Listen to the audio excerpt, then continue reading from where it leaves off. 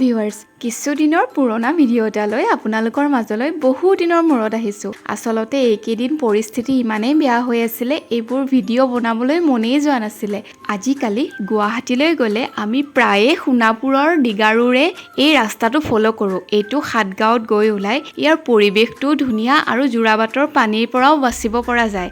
বাৰু, মই ৰাস্তাটোৰ কথা কৈ থাকোঁতে আমি আমাৰ গন্তব্যস্থান পালোগৈ। কণমানি ধৃতিৰাজৰ গীতানগৰৰ দুৰ্গা মন্দিৰত আছিলে সেইদিনা অন্নপ্ৰসন্ন। আৰু আমাৰ গিনিকো আজিকালি ভাগ লাগে দেই সকলো বস্তুৰ। তাই মুঠতে আমাক যি ছাৰ্ভ কৰিছে সকলো বস্তুতে হাত আগবঢ়াইছে।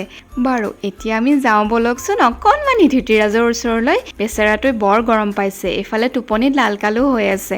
আমাৰ গিনিক প্ৰথমতেই খুৱাই ল'লোঁ। তাইৰ যন্ত্ৰ পাতিবোৰ দেখিছে নহয়। তাৰ পাছত মই খাই আহোঁ মানে এয়া দেখিছে, তাই এবাটি আইচক্ৰীম খাই শেষ কৰিলে। সেইকাৰণে বাচ্চাবোৰক বাপেকৰ লগত যে থ'ব নালাগে বুলি কয়, এইটোৱেই কাৰণ।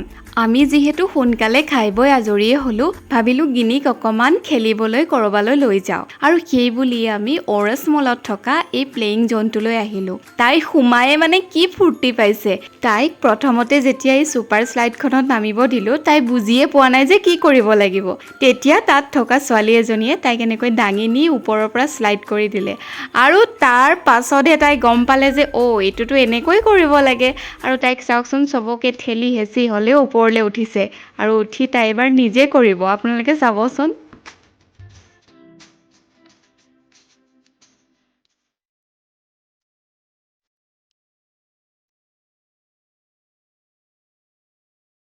আৰু এইবাৰ এই টেম্পলিনখনত যে উঠাই দিলোঁ, তাৰ পৰা তাই ননমাই হ'ল।